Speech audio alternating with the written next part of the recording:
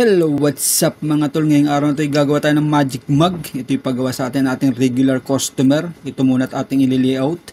Siguro may familiar kayo sa Photoshop dahil yun ang gamit natin sa pag-edit dito. So simplihan lang natin dahil ito po ay mas maganda yung simple lang para makita agad ang design sa mug. Itong ating ilalagay, pinapalagay ni customer, thank you. Siguro ito bilang pasasalamat. Pang-regalo kasi ito ni customer. So ito, ayusin lang natin ang design. Medyo ganda natin ng konti kahit simple lang.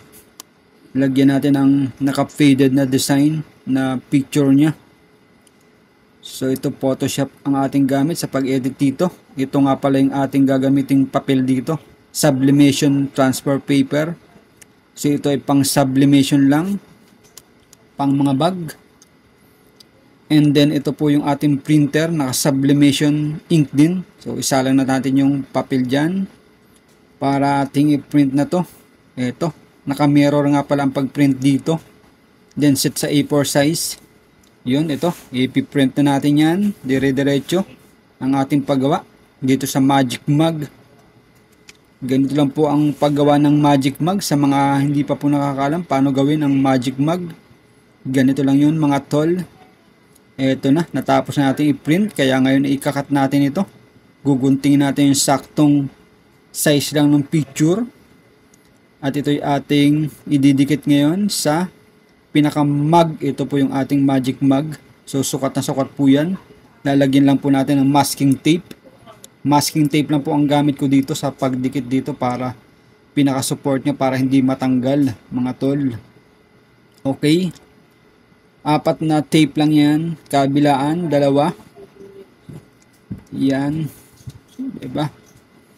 And then, ito yung ating mug press.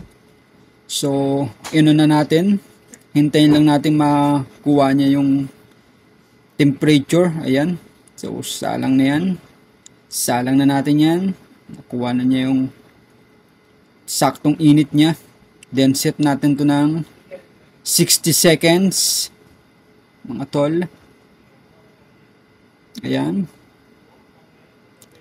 So hintay lang natin yan mga tol na kusa siyang ma-end yung count niya. Kusa naman yung tutunog. Mag-a-alarm na yun mga tol. Ayan na. Okay. So ayan na. Let's go na yan. Pagka ganyan, patay na natin. Stop natin, then tanggalin natin yung mug.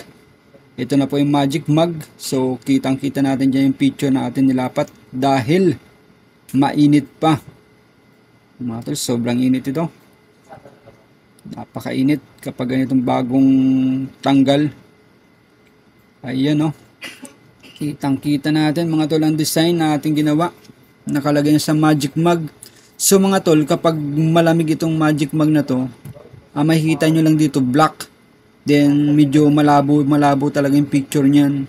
Pag nilagyan natin ng mainit na tubig, saka lang natin makikita yung clear na picture nya. So gagawin natin ngayon yan mga tol, palamigin lang natin para makita natin yung kagandahan ng magic mug. Maganda ito sa pang-regalo, birthday, pang giveaway. Ayan mga tol oh. So ayan, eto na mga tol. Ganito siya kapag malamig. Diba? Black lang. So lagyan natin ito mainit na tubig para makita natin. Ayan, ito mga tol, nag-init tayo para maipakita ko sa inyo kung paano nakikita yung nilagay nating picture dito, yung print natin kanina. Yan, kapag mainit na yan, makikita na natin yan paunti-unti. Ayan na mga tol, nakikita nyo ba? Napakaganda niyan mga tol, napaka linaw ng pagkakaprint natin. Ayan oh. Thank you nakalagay. So yun mga tol oh, astig di ba? So maganda ito pang regalo. Paggawa na kayo mga tol, pang regalo sa inyong mga loved ones. Matutuwa talaga ang bibigyan nyo nito. Matutuwa sila sapagkat ito'y napakaganda. Ito yung box niya mga tol. Siyempre lalagyan natin sa box para Medyo maganda naman mga tol kapag ibibigay, then sa kanila babalutin yan.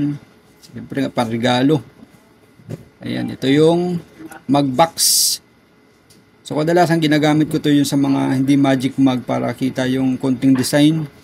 Pero ito yung available nating box ngayon, window type, yung may butas. O yun, alright, yun lang mga tol, ganyan lang kasimple gumawa ng magic mug. Okay na okay, 'di ba?